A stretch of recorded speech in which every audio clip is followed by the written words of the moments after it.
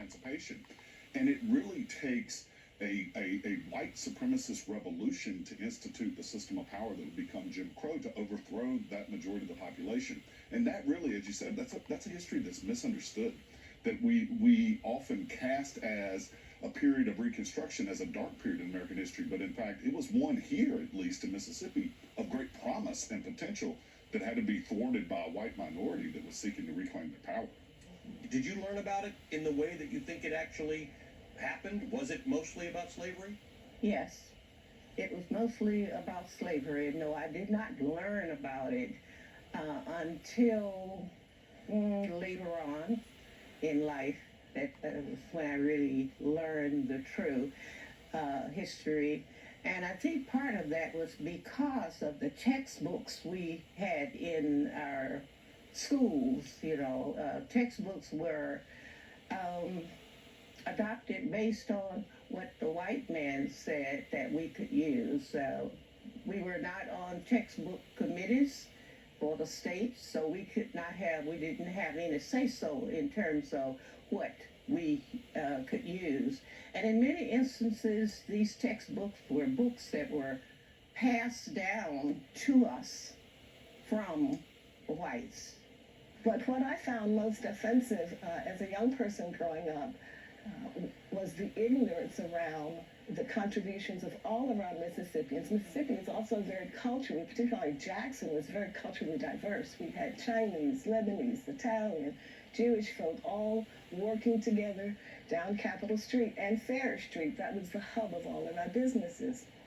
But around the time when Vardaman and Bilbo came up, they pretty much made it clear that we're tired of this multicultural, bustling city you've got that's giving jobs and opportunities for all people of color and whites.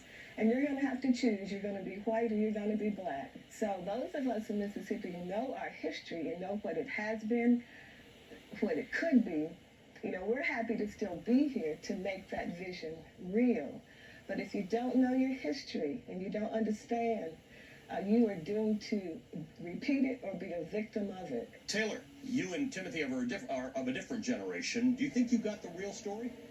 Absolutely not. Wow. I can remember every year going to school when it got to Black History Month or when we got in the textbooks to the slavery and Civil War section. We hear about different Confederate soldiers and generals every single year, but then we get to Black History Month and you hear about Rosa Parks, Malcolm X, and Martin Luther King every single year for 12 years, as if they were the only three, Black heroes of the country. But yet, as I said, every year there's different Confederate and soldiers and generals that are being praised by these teachers in the classroom as if they were heroes. Well, they might be heroes to you, but they weren't heroes to me. So in that aspect, I feel like the school system failed, students, but especially Black students, because we're in America and we love to say that we're a melting pot, but our education system doesn't reflect that we are a melting pot. I originally started off in private schools. A lot of the segregation here that exists in Mississippi is due to a lot of the white kids going to private schools. Segregated academies or something? Yeah, and all of a sudden I just realized I don't ever see those kind of kids that I used to see in private school in the JPS schools that I would eventually go to. And then when I got to JPS, I realized a lot of the resources were different. I used to have books and go home with books when I was in private school. And then I went to JPS and I have a classroom set, and the classroom set's not big enough for 20 plus students because all the classes are huge because there's not enough teachers. And then we'd get on chapters of certain books and there's pages ripped out. Or we're sitting there going on field trips, and that's probably the only time I really heard about Medgar Evers is because I was standing in his house at that time. It wasn't because I was reading about him in a book. Wow. So for me, it always seems like it was coveted, as if if I understood where I came from, then I'd be in an uproar, I'd be mad, I'd be noticing everything that was around me, and I felt like that was very intentional. Let me ask you about critical race theory. Right? It's been defined as a practice of interrogating the role of race and racism in society. Why are people so worried about learning about the role that race and racism may have played in the building of this nation? So being Southern, we live our life by analogies, and one that my mom used to give me a lot is you don't throw a rock and hide your hand. You don't want to escape, the causation of something that you did. And I feel like it takes a lot to stand in your own truth. I think it takes a lot to acknowledge you threw the rock, and then everything that you're looking at around you is fault of your own. And I feel like for a lot of people, it's just indoctrinating that idea that a lot of this is my fault.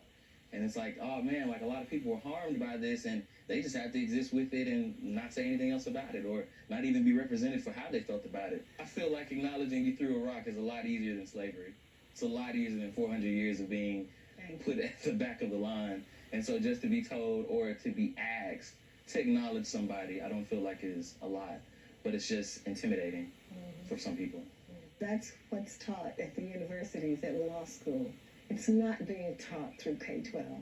So all these people with their hair on fire to fight critical race theory, they're fighting at something that doesn't exist. I've seen some people are afraid of the word critical. They hear critical and you say, oh, you're criticizing me. No, that's an approach to learning, It's not that I'm criticizing you. I'm taking a critical look at something. So if we can get people to understand what it means, maybe they won't be so afraid, but they've been whipped up so much through politics.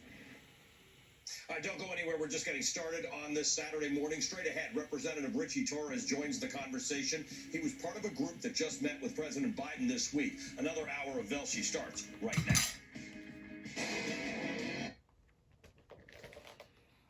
Welcome to my YouTube channel, One Racing Race All Human. Today is Saturday, October 23rd, 2021.